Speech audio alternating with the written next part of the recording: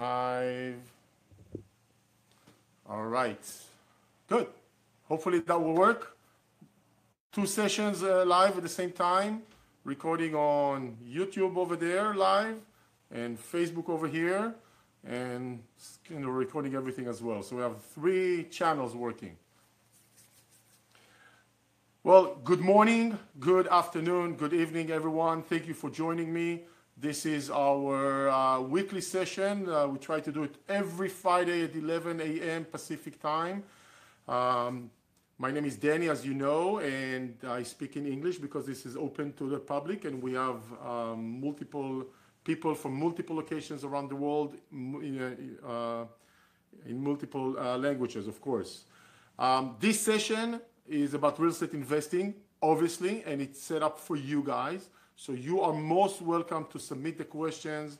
While I speak, I'll answer things that are related to the topic of today, and could be questions indirectly or not indirectly related to the topic of today, but hopefully we'll keep it with real estate investing. So that's the kind of the agenda or why we do it. We have a topic about cash flow versus cash cow for today. Something kind of comes up every once in a while. If you're watching the recording, feel free to post comments and questions as well. I hear actually a lot of feedback from people that I meet, and they say, we see your videos, and I'm always kind of surprised. Like out of nowhere, someone that I don't even know is aware of what I'm doing. Is like, hey, I see your video, so it's always fun. So if you actually see me or speak to me, that'll be great. If you just mention that you watched the video, I think it'd just be nice. I'm going to say hi to the YouTube over there. So it's a little bit challenging with the 2 channels. Okay, we need to move you in a different position in YouTube for next week over here. Always try to challenge myself. Cash cow or cash flow? What do I mean? Okay, so as investors, we are always, I think, torn or divided between should we go with a property that produces a lot of cash, what we call the cash cow, or should we go with a property that just generates a little bit of a cash flow, okay? And it's maybe not the cash cow as we typically see. Now, let me tell you what usually, by the way, I don't have a definite answer. This is more of a personal question, but I just want you to be aware of those things. So typically, from my experience in the United States, when you buy a cash cow property typically looks like this. And I'm not saying that if you're buying all cash, even a big, a nicer home, obviously it will generate a lot of cash flow. But a lot of times I see investors are targeting a cheaper house that, buying it mainly with cash, most times with cash. When I say cheaper, I mean $50,000, $60,000, $70,000, $40,000 house that is rented for somewhere between $400 to $1,000. That's something that we call a cash cow. So think about the situation where you buy a $50,000 house and it's rented for, buying it cash, rented for, let's say, $750. Relatively, you're going to get a lot of cash flow to the amount invested, okay? Now, here's what, this is the cash cow. Now, what do you mean by cash flow? Cash flow for me looks like something we buy for, let's say, $150,000, so 3 times more expensive. Many times with a mortgage, not necessarily everybody, and then some will still buy it cash. And if we buy it with a mortgage, after everything, we get, instead of $150,000 home rented, let's just say we'll use a round number, say $150,000 after expenses and mortgage and everything, we generate $150, $200 a month. So we have a $50,000 home, rented for $750, but generates, let's just say, $500 a month, okay? Versus a $150,000 home, rented for $1,500, but only generating $200, right? So right there, many of us will think, oh, that's a no-brainer. I'll buy the $50,000 home and generate, $500. That's a much better proposition than the $150,000 that is generating $200 a month, right? So logically or financially, I think that makes sense. Now let's look at this. This is the cash cow is the cheaper one. The cash flow is the more expensive one. Now let's take it, let's break it apart a little bit. Obviously, there's always more things, involved.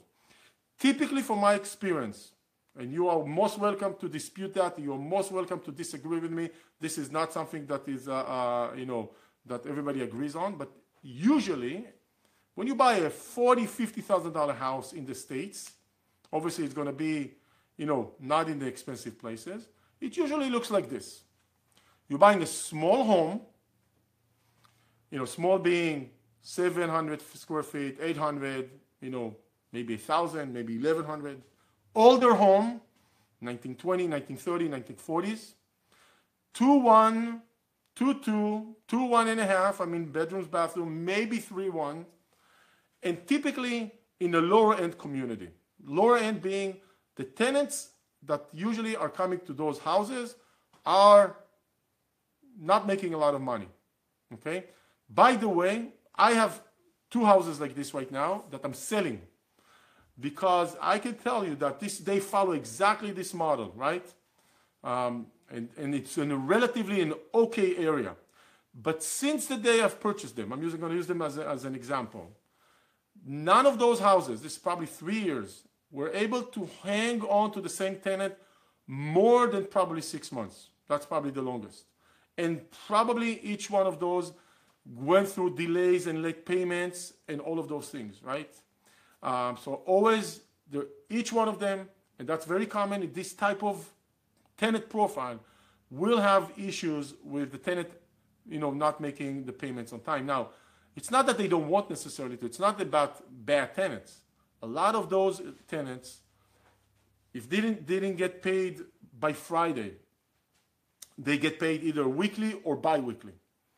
And that payment from their salary, a low-income salary, many times minimum wage or just around minimum wage, they can barely make the payment, the rent payments. And there's always delays. And you know what? We can probably hang on to that if they're late and we get some late fees and they're always late and eventually they pay, we can probably hang on to it. But most likely, you will have many more evictions and late and issues. Now, an older house, here's what it looks like. So I can tell you just from those 2 houses as an example, my water heater, which was 30 years old when I bought back, broke down, right? So good for that water heater that it survived 30 years. It broke down. A water heater for this house should cost anywhere from $400 to $600 ish, plus maybe $200 or so for installation. Okay, this one actually cost me $1,200. Why? It's an older home. It's not up to code.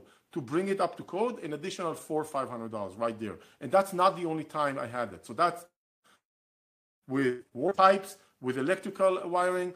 I'm actually replacing one of the roofs on one of them as we speak. I spoke to the roofer yesterday. He said, listen, here's my bid.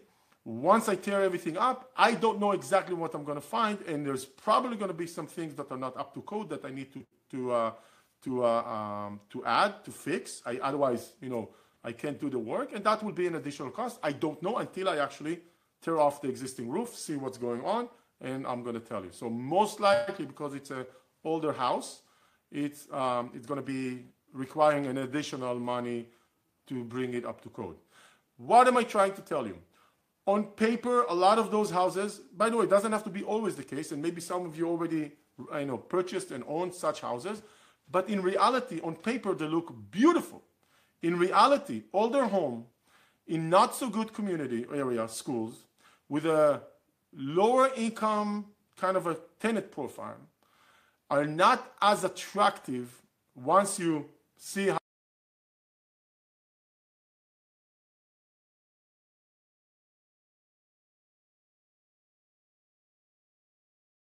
very little appreciation in those areas, if at all.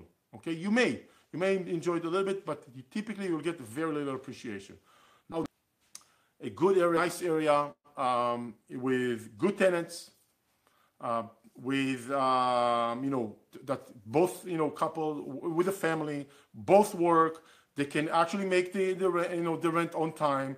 They have kids that go to school. It's in a desirable area. And that house, just by its own location and the profile of the area and the tenant, will slowly appreciate over time. That maybe appreciate very quickly, but will even slowly appreciate.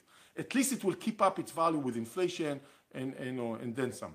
So all of a sudden you get a situation that on paper, the cheaper house looks very attractive. In reality, in most cases, it's really far from it. And the other house, which looks unattractive cash flow wise, looks much more promising when you actually look at it in a bigger picture. This house, from my experience, will keep up, will appreciate.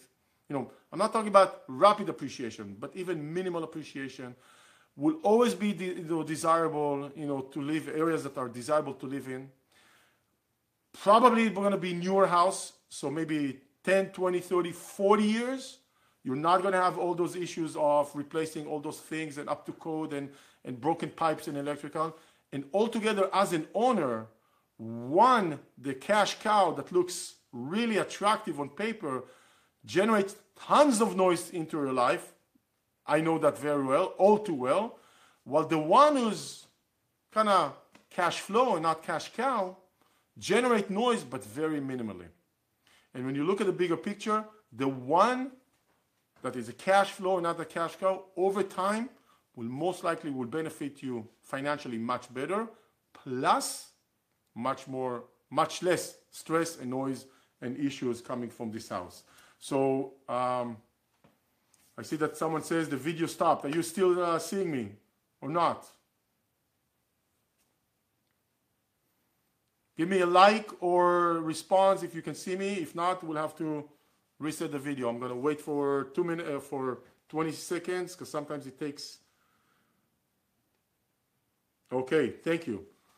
Nir, for a minute there, I thought I crashed the internet.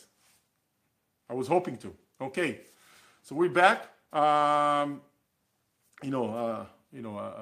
Internet glitch is always a part of our life.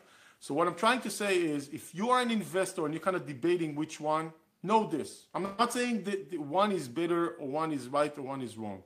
I'm just saying this. Think about it. What's your preference? You want to go with a house that will most likely generate a lot of noise and is not going to be as cash cowing as you would expect, and you will have more money spending, into this house because it's older and in a not so good area, and you're willing to accept that level of financial expectation and expenses, that's okay. That's fine. Maybe it's the only thing that you can afford. Maybe you figure it out and it works for you. But if you are someone who's saying, you know what, I want to have minimal hustle. I don't want to worry about tenants not paying. I don't want to worry about evictions. I don't worry about, fixing up the house all the time. And I just want to buy and be in a position that it's as close as possible to buy and forget. You probably want to go with a little bit cheaper house. And by the way, it's much easier when you do it with a mortgage. I know not everybody can get mortgages, but definitely something that a lot of the people that we work with can get. So with that said, I am, you are looking at the cash flow house and you're focusing on the minimal cash flow of $200 a month-ish, give or take. I think you're missing the bigger picture. The bigger picture is this cash flow is a bonus. Because remember, when you get $200 cash flow, even $150 in cash flow on average, if we analyze it correctly, that means we accounted for repairs and vacancies, and we paid for all the expenses, including the mortgage payments. So we actually get this house. We're only getting $150 to $200 in cash flow. After all expenses, our cash flow return is not very high, maybe 4, 5, 6, 7%, which is okay, but not very high. But this house is located in a good area. It will, no guarantees, but from historically, it will keep up, it will appreciate over time. So slowly you'll see, a growth in equity by appreciation. And slowly you will see a growth of equity by the fact that we're paying down the mortgage principal, okay, slowly. And over time, 5, 10 years later, all of a sudden, you look at this and say, oh my God, between the little cash flow and some appreciation and some paying down the equity, I've earned a significant amount of money. I've done it on one house, maybe two, and then usually what I hear from my investors who only bought one or two, when they look into it after a few years, they're saying, you know what, I should have bought more. Just this morning, I had a conversation with one of my investors from the Bay Area, from the San Francisco Bay Area, and we just did a catch-up. He purchased a house with us in Nashville, I want to say almost 2 years ago. So it was the summer of 2016, right? Yes, almost 2 years ago. Before he purchased this house, he had some bad experience in other investments. Has nothing to do with us. He didn't, he felt that the way he went about investing in the past was always failing or not very successful. And the first thing he said to me before he started working with us, he said, Danny, I have burns. I am not, I need to build my confidence. I need to buy a house and to actually see that everything you're telling me is really what happens in real life. And in order to do that, I need to hold this house for at least 1 year.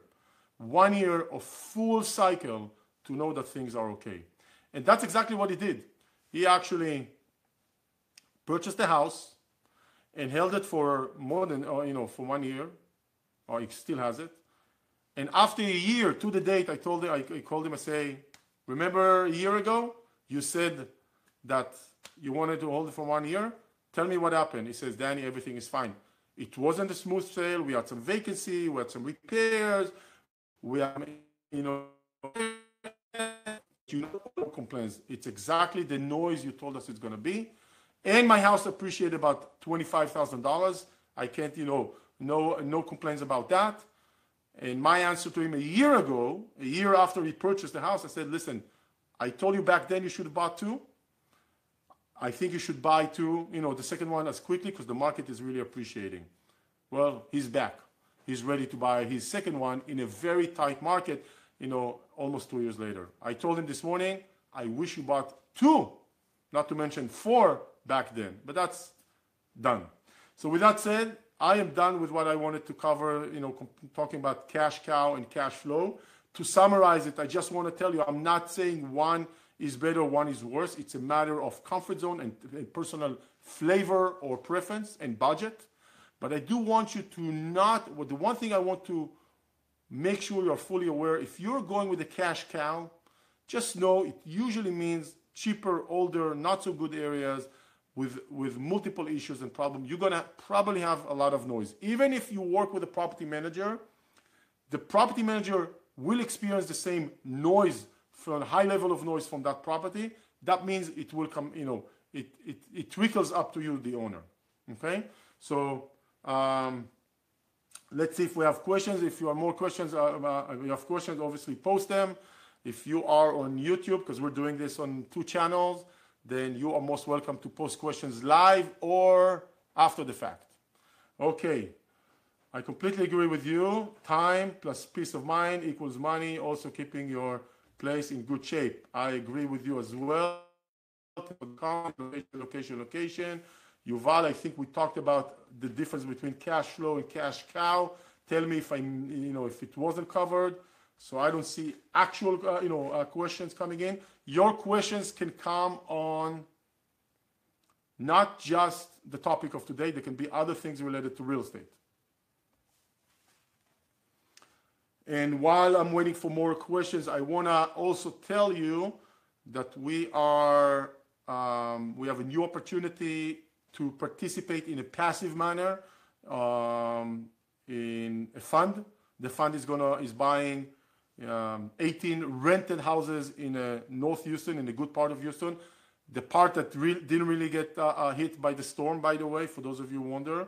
All rented, 18 houses, good houses, those are cash flow houses, not cash cow houses, but they're good, solid houses. So we are doing that. It's very relevant for those investors who are concerned about investing, don't want to have the hustle of dealing with vacancies and repairs and so on. We are going to email more information about it today, I think today. So if you want to get it by email, because it's not a format appropriate to Facebook, it's more content, you have to let us, you have to give us your email. By the way, if you want to get offers, emails, information for us about events, live and webinars, we're actually putting a webinar series of 3 or 4 webinars in the coming 2 months. I mean, we're planning it somewhere between in the coming 2 months. You need to join our mailing list. You can always opt out. We don't share it, but that would be the best way for us to communicate things that are going on our end, if that interests you. If you're not, if you're on the mailing list, good, you don't need to do anything. If you want to get on the mailing list, let us know. Just put your email, or you can send an email to us. No problem, and we will just add you to the mailing list. I don't see additional questions coming up, so I want to say thank you for everybody who's spending their evening, their morning, their afternoon. I know I see people from Israel, from the Bay Area, from the Southern California. I think we have Colorado here as well, Denver. So it's always a pleasure. So friends, even a family here. So it's always a pleasure. I want to thank you for spending your evening, afternoon, morning with me. I love those sessions because it gives me the opportunity to talk. I'm a talker, if you haven't noticed, and I like sharing the information. So hopefully we'll get to also speak with you or see you in more intimate setting in the near future. Thank you very much. Have a terrific weekend, you all. See you soon. Next week, 11 a.m. Pacific time, California time, 11 a.m. See you in a week. Have a good week.